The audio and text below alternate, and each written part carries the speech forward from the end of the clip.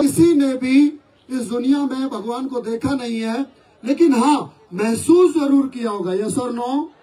और यही कारण है कि हम एक भगवान को, एक धर्म को, एक ग्रंथ को अपनी आस्था मानते हुए उसमें लिखी हुई बातों को, उस आदर्श को, उनके आदर्शों पर चलने का प्रयास करते हैं। यस और नो? अरे हाँ या ना? और उसके लिए सिर्फ और सिर्फ एक चीज की जरूरत होती है, और वो होता है विश्वास। क्या होता है? विश्वास।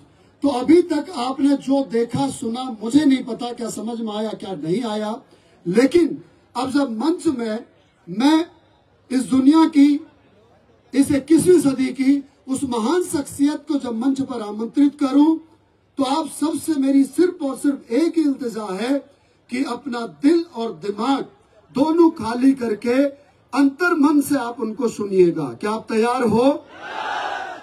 दोस्तों, अगर मैं उनके परिचय की बात करूं तो मैं उनका परिचय नहीं दे सकता। क्यों नहीं दे सकता? क्योंकि उनका परिचय इस प्रकार, आज वो शख्स ऐसी शख्सियत बन चुके हैं कि वो कहते हैं ना कि ऊपर वाला आज उनसे खुद पूछता है कि ए शख्स, तू खुद बता तेरी रजा क्या है, मतलब तेरी मर्जी क्या, तुझे चाहिए क्या। क्यों?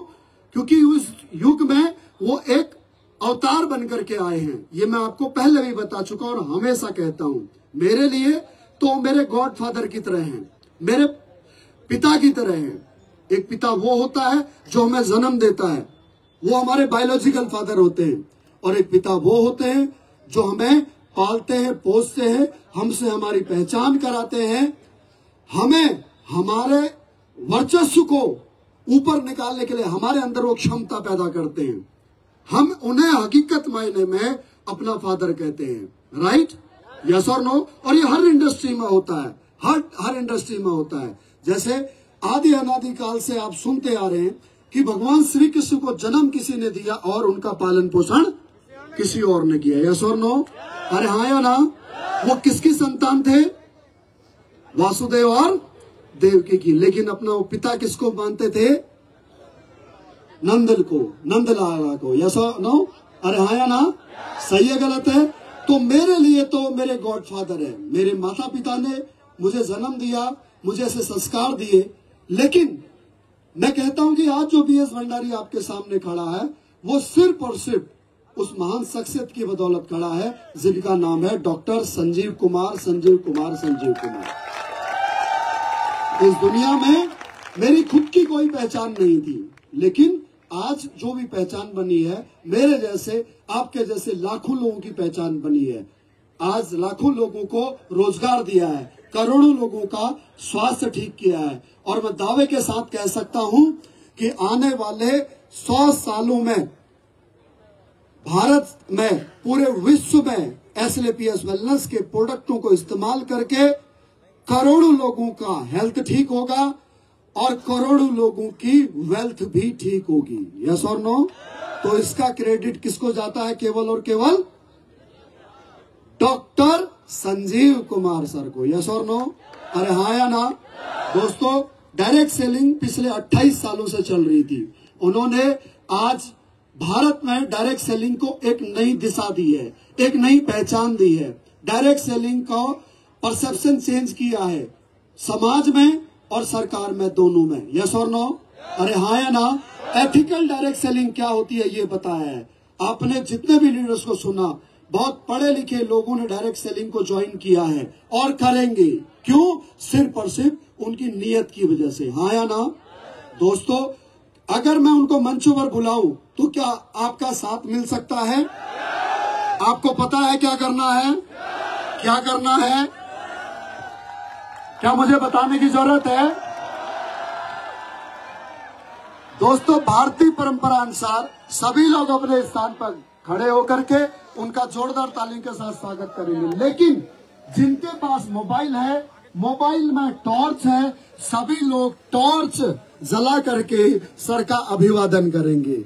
देखिए, जिनको पता था उन लोगों ने मेरे कहने से पहले टॉर्च है AWPL 2.0 के माध्यम से पूरे भारत में हेल्थ और वेल्थ की एक नई रोशनी की किरण जाग चुकी है। यस और नो? तो बुला लिया जाए? पक्का? दोस्तों मेरी अकेले की हिम्मत नहीं है कि मैं उनको मंच पर अकेला आमंत्रित कर सकूं।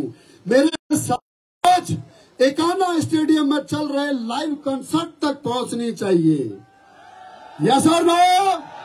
तो बुला लिया जाए इस सदी के महानायक, मेरे जैसे आपके जैसे लाखों बच्चों की जिंदगी में उजाला फैलाने वाले, लाखों करोड़ों लोगों के जीवन में स्वास्थ्य देने वाले, हम सब के महागुरु, king of direct selling industry, company के MD and CEO doctor Sanjeev Kumar.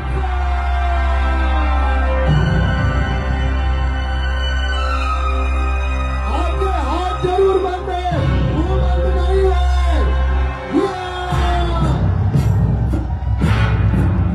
सांस है जब तलक ना रुकेंगे कदम, चल पड़े हैं तो मंजिल को पा जाएंगे। जान प्यारी नहीं है वतन से हमें, मरते मरते सभी को बता जाएंगे। ऐ वतन, ऐ वतन, ऐ वतन, ऐ वतन।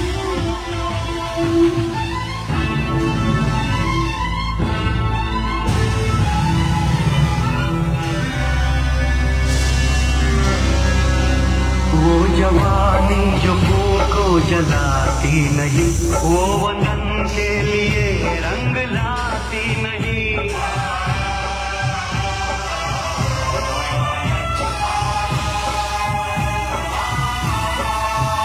दाग लेकर गुलामी का क्यों हम जिए, क्यों हम जिए, सोच कर रातों को नींद आती नहीं। सांस है जब तलक ना रुकेंगे कदम, चल पड़े हैं तो मंजिल को पा जाएंगे। जान प्यारी नहीं है वतन से हमें, मरते मरते सभी को बता जाएंगे। ऐ वतन, ऐ वतन, ऐ वतन, ऐ वतन।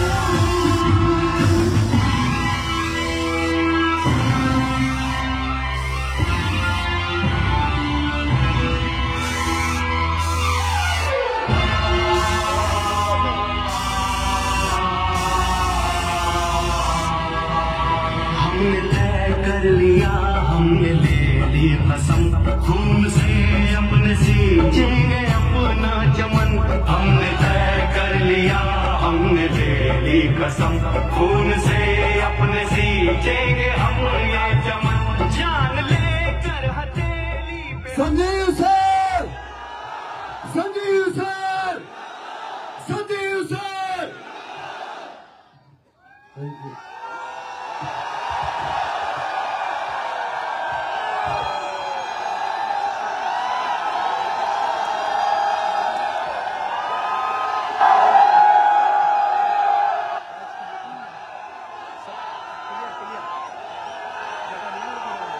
Thank you.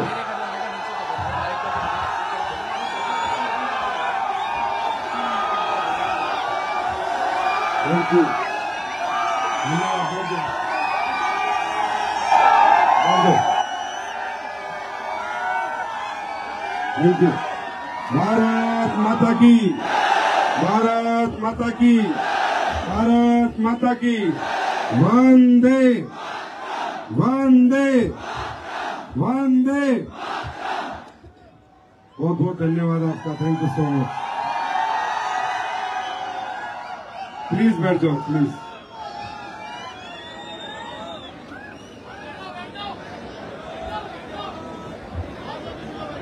Thank you.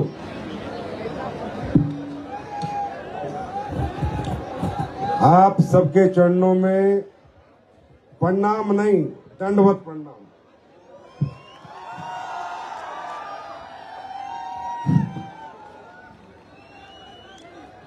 कौन कहता है कि दुनिया में अच्छे लोग नहीं होते? अच्छे लोग कैसे होते हैं ये AWPL के विजय रथ में आगे तो देखो। आप लोग कितने कितने अच्छे इंसान हैं, कितने प्यारे हैं, मैं शब्दों में बयान नहीं कर सकता। मैं रियली में खुद ही निशब्द हूं। आपका प्यार देख के, आपका ये समर्पण देख के, आपकी ये आत्मीयता देख के, ऐसा मैंने कुछ नहीं दिया भाई आपको जो इतना प्यार आप करते हो। मैं ये ऋण कैसे चुकाऊंगा मुझे खुद पता नहीं। ऐसा कोई महान काम मैंने नहीं किया, ऐसा कुछ मैंने नहीं किया, लेकिन मैं खुद थैंक यू हतप्रभ भी हूँ, निशब्द भी हूँ। समझ नहीं आता अब आपके लिए क्या करूं। आरबीआई बैंक की चाबी मिल जाए तो ताला खोल के सारा बांट दूं।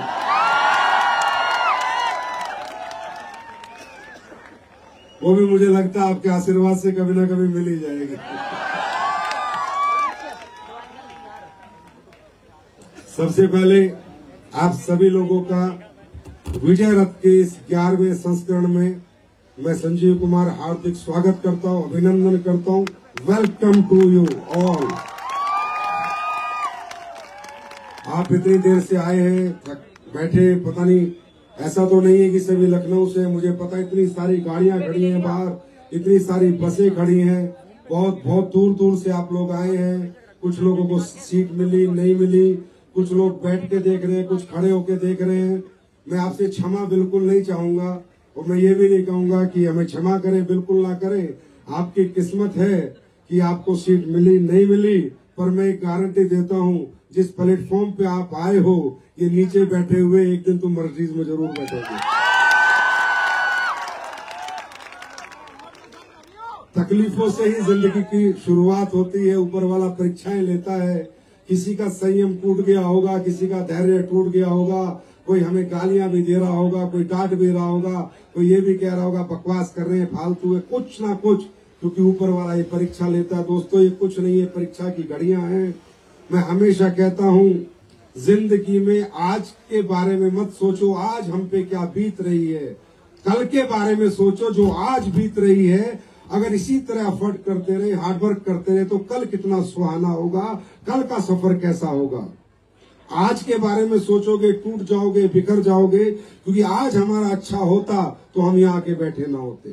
अगर आज हमारी जिंदगी में सारी खुशियां होती तो आज हम यहाँ आते ही नहीं। अरे आज अच्छा नहीं है, आज बुरा है, आज अभाव है, आज जिंदगी में कुछ कमियां हैं, आज सपने पूरे नहीं है, तभी तो इस प्रोग्राम में आए हैं, तभी तो इस विजय रथ का हिस्सा बने हैं। और अगर आज अच्छा नहीं है, इसीलिए तो यहाँ पर है, हम आए हैं क्योंकि हमारा आज अच्छा नहीं है, लेकिन यहाँ आ गए तो कल जरूर अच्छा होगा।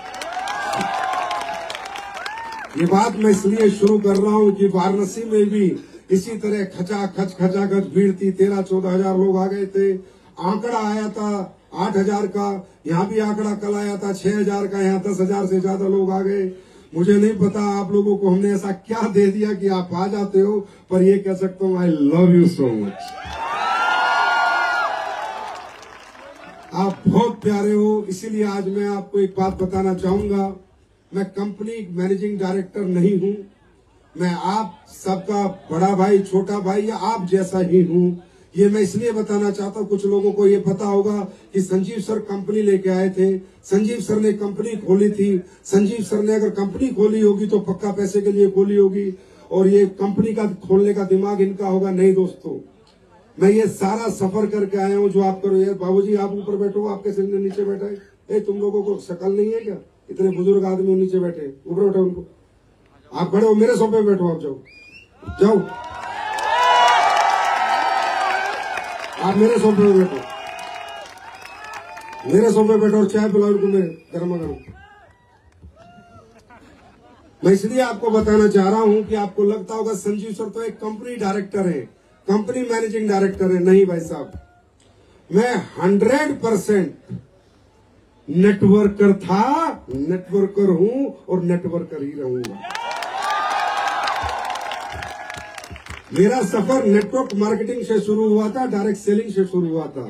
सन 2007 में ऐसा ही फंक्शन में देखने गया था, ऐसे ही फंक्शन का हिस्सा रोटरी क्लब जयपुर में बना था। ऐसा ही फंक्शन मैंने देखा था, मुझे वहां कोई नहीं पूछ रहा था एक ऐसा लग रहा था जैसे कि मैं सबसे कमजोर और सबसे बेकार और सबसे फेलियर आदमी इतने लोगों के बीच में बैठा हूं। कोई कदर नहीं थी, कोई चाय नहीं, कोई पानी नहीं, कोई बोतल नहीं, कोई जगह नहीं, कोई सीट नहीं, और ऐसे ही मुझे भी नीचे बैठा दिया गया था। उस दिन नीचे बैठ के कसम खाई थी, साला एक दिन अगले सोफे हमारे होंगे। तो इसलिए मुझे आप पे तरस नहीं आता, क्योंकि मैं नेटवर्कर हूं। अगर मैं कंपनी मालिक होता तो दिखावा करता, डायरेक्टर होता तो आपसे क्षमा करता, सॉरी मुझे माफ कर दो, आप नीचे बैठे हो। बिल्कुल नहीं, नीचे बैठे हो, ऊपर उठने के लिए बैठे। तो ये सब कुछ मैं करके आया हूं, ये सब सेमिनार अटेंड करके, बसों में धक्के खाके, ट्रेनों में धक्के खाके, ट्रक के पीछे लटक लटक के मैं प्लान करने गया हूं। इवन मैं मतलब ये सब करा यार भैया, मैंने 2007 से शुरू कर रहा हूं डायरेक्ट सेलिंग। कंपनी तो 2014 में आई है। पहले 7 साल नींद, भूख, प्यास, ट्रेन में सीट नहीं, बस में सीट नहीं, ट्रक के पीछे लटक के जाना, प्लान देने जाना, बारिश आ रही है मोटरसाइकिल पे, 3 ड्रेस रख के जाता था कि भाई आइडेंटिफिकेशन मजबूत रहे। ड्रेस बदल बदल के जाता था। लोगों के ताने भी सही हैं, लोगों की गालियां भी सही हैं, लोगों ने धक्के देके बाहर भी निकाला है, अरे चल तेरे जैसे पता नहीं कितने आते हैं। मैं शुरू की बात बता रहा हूँ, 2 महीने हुए मुझे कुछ फौजियों को प्लान देने गया, वो भी शाम के टाइम। और शाम के टाइम फौजियों को प्लान देना, अपनी मौत को बुलावा देना। पैक पी लेते हैं, समझे। फौजियों ने पैक भी रख के मैं प्लान देने लगा, मुझे बाहर, अरे चल तेरे जैसे पता नहीं कितने आए। तो जो मेरे साथ था वो बदलू में क्या बोला, यार तुझे शर्म नहीं आती, कितनी बेकदरी तेरी कर दी, कैसी बेइज्जती तेरी करी। तू इन्हें प्लान देने के लिए आया था और ये तुझे धक्का देके बाहर कर रहे हैं। मैंने कहा इस दुनिया में जो गिरा है वही उठा है, एक दिन ऐसा आएगा ये लोग मुझसे मेरी परछाई तक नहीं पहुंच पाएंगे। और आप ये बोलिए, तो ये भूखा रह जाना, फंक्शन में जाना, खाना ना मिलना, भीड़ बहुत होना, ये सब हो चुका है। ये सब करके ही हम लोग यहाँ पर आए हैं। और ये जो आगे वाली लाइन, ये जो डायमंड बने, ब्लू डायमंड बने, ब्लैक डायमंड बने, रॉयल डायमंड बने, ये सब करके आए हैं। ये कोई नयापन नहीं है, कुछ नया नहीं हो रहा है। मेरे भाई ऊपर वाला परीक्षा लेता है। मैं हमेशा कहता था, जब लोग थक जाते थे, हार जाते थे, तो मैं उनसे हमेशा कहता था कि भाइयों हारो मत, थको मत। ये आज को ध्यान में रख के काम करोगे तो थकावट आएगी, कल को ध्यान में रख के काम करोगे थकावट नहीं आएगी। इसे कहते हैं फ्यूचर इमेजेस। आने वाले भविष्य के लिए हम काम कर रहे हैं। आने वाला भविष्य कैसा होगा उसके लिए हम काम कर रहे हैं। इसीलिए ना मैं बाइक पे थकता था, ना मैं ट्रेन में थकता था। कोई मुझसे बोलता था, यार तेरी जिंदगी नरक हो चुकी है, तू ठीक से खाता नहीं है, ठीक से सोता नहीं है, तू अपने परिवार वालों को टाइम नहीं देता, तू रात भर जागता है, तू यहाँ से वहां ट्रेन में धक्के खाता है, सीट नहीं मिलती तो भी, तू बाइक पे घूमता है, तू साइकिल पे घूमता है। यार तूने 3 साल हो गया जिंदगी जी के नहीं देखा, तूने सुकून नहीं देखा, तूने कोई बर्थडे नहीं, कोई शादी नहीं। अरे तू कैसे जी रहा है और क्यों जी रहा है और ये क्या लाइफ जी रहा है। तो मैं उन्हें बोलता था, ये आज की लाइफ, ये आज की साइकिल, आज की मोटरसाइकिल, आज के ट्रेन के धक्के ही एक दिन फ्लाइट में बैठाएंगे। ये आज की बाइक चलाने का दर्द, पूरे दिन भागने और दौड़ने का दर्द, एक दिन बड़ी बड़ी गाड़ियों में बैठाएगा। और दोस्तों मात्र 3 साल बाद मैं बैठ गया था। ये बात मैंने इसलिए आपको बताई कि आपको जानना जरूरी है कि ये सबके साथ हुआ है। सबकी घर घर की कहानी, हर कामयाब आदमी की कहानी ये है कि पहले उसने दर्द को झेला है, पहले वो तपा है, फिर वो निखरा है। चाहे आप दुनिया में किसी भी कामयाब आदमी की बात कर लें, मैं आपसे पूछना चाहता हूं, आप कामयाब होना चाहते हैं? रियली में होना चाहते हैं? रियली में होना चाहते हैं? और ये आप चाहते हो या नहीं चाहते, लेकिन ये आपकी मजबूरी है, चाहना पड़ेगा। ये जीवन में आए हो तो जीना पड़ेगा तो 2 टाइम का खाना भी खाना पड़ेगा, तन पे कपड़ा भी रखना पड़ेगा, और ऊपर छत भी चाहिए। हाँ है ना? तो इस जीवन की ये जरूरतें हैं मेरे दोस्त। अगर जीवन नहीं है तो कोई जरूरत नहीं है, लेकिन जब तक जीवन है ये हमारी जरूरतें हैं। तो कामयाबी आपकी चाहत नहीं होनी चाहिए, कामयाबी आपका जुनून होना चाहिए, आपका जुनून। अब इस कामयाब होने के लिए आपको साथ मिला है डायरेक्ट सेलिंग इंडस्ट्री का, आपको साथ मिला है एसलीपीएस वेलनेस का, आपको साथ मिला एसलीपीएस की लीडरशिप का, आपको साथ मिला कुछ कामयाब लोगों का। और यहाँ तो ज्यादातर ये वाले थे, ये तो बड़ा जोश था। आज की लीडरशिप को मैं सलाम करता हूँ यार, बहुत जोशी लीडरशिप थी आज। ये गुरुजी भी यूपी वाले ही है, गुरुजी भी डिस्ट्रिक्ट गाजियाबाद से है बेटा। कह रहा यूपी वाले इसलिए जोश में, मैं कह रहा हूँ यूपी वाला नहीं, अब तो पूरा हिंदुस्तान जोश में आज की डेट में। तो अब ये अपनी अपनी समझ है, मौके बहुत मिलते हैं, बहुत लोगों को मिलते हैं। देखो एक समय था हमें पढ़ाई का भी मौका मिला था, जैसा भी मिला था, सरकारी में पढ़े, प्राइवेट में पढ़े, कहीं भी पढ़े, पर माँ बाप ने पढ़ाया तो जरूर था। मैं सही कर रहा हूँ गलत कर रहा हूँ? मौका तो जब भी मिला था, उस मौके का फायदा उठा के भी हम कामयाब हो सकते थे। उस मौके का फायदा उठा के भी हम अच्छे पढ़ लिख कर अच्छे जॉब्स, अच्छी नौकरियां, अच्छी डेजिग्नेशन पाके अपने परिवार के लिए एक बहुत बड़ा सहारा बन सकते थे। मौका तो तब भी मिला था। मैं ये नहीं कहता ये हमारा आखिरी मौका, नहीं भैया, मौके आगे भी मिलेंगे, मौके मिलते रहेंगे। और मैं ये भी नहीं कहता कि तुम डायरेक्ट सेलिंग करके करोड़पति बनो, मत बनो, पर करोड़पति बनो, मैं ये जरूर चाहता हूं। कुछ भी करो, कैसे भी करो, पर बड़े आदमी बनो। कैसे भी करो, अपने घर वालों की जरूरतों को और ख्वाहिशों को पूरा करो। कैसे भी करो, अपने घर की तकलीफों को दूर करो। तो ये सब दूर करने के लिए, आगे बढ़ने के लिए भाइयों, ये कोई आखिरी मौका नहीं है और ये कोई पहला मौका नहीं है। पहले भी मौके मिले थे, आगे भी मौके मिलेंगे। मैं ये नहीं कहता आप यहाँ क्या करोगे क्या नहीं करोगे, पर मैं एक बात समझाना चाहता हूँ, चांस, ऊपर वाला चांस सबको देता है और पहला चांस होता है हमारी पढ़ाई लिखाई का। होता है नहीं होता?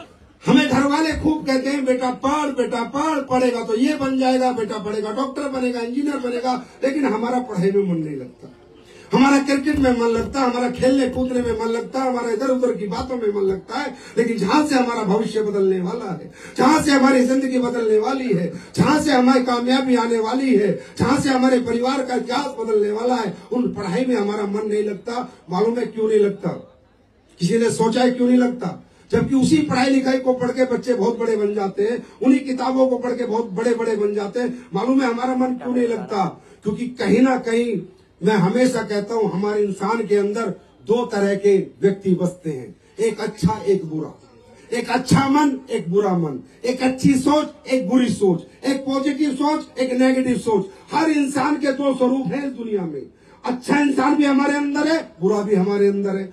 पॉजिटिविटी भी हमारे अंदर है, नेगेटिविटी भी हमारे अंदर है। अच्छी सोच भी हमारे अंदर है, बुरी सोच भी हमारे अंदर है। और इस जिंदगी में 99% इंसान की बुरी सोच, नेगेटिविटी, और उसके अंदर जो बुरा आदमी है, उसका बुरा चाहने वाला हमेशा उस पर हावी रहता है। जब जब वो अच्छा काम करने जाता है, वो बुरे वाला व्यक्ति और पावरफुल हो जाता है। वो पढ़ने नहीं देता, पढ़ते टाइम नींद आ जाती है, वो पूरे पूरे दिन खिला देता है। वो स्कूल नहीं जाने देता, पूरे पूरे दिन स्कूल से छुट्टियां लगवा देता है। हर वो काम जो हमारी जिंदगी बदल देगा, हर वो प्रक्रिया, उसमें हमारा बुरा मन, बुरी सोच और हमारी नेगेटिव थॉट हमें रोकती है।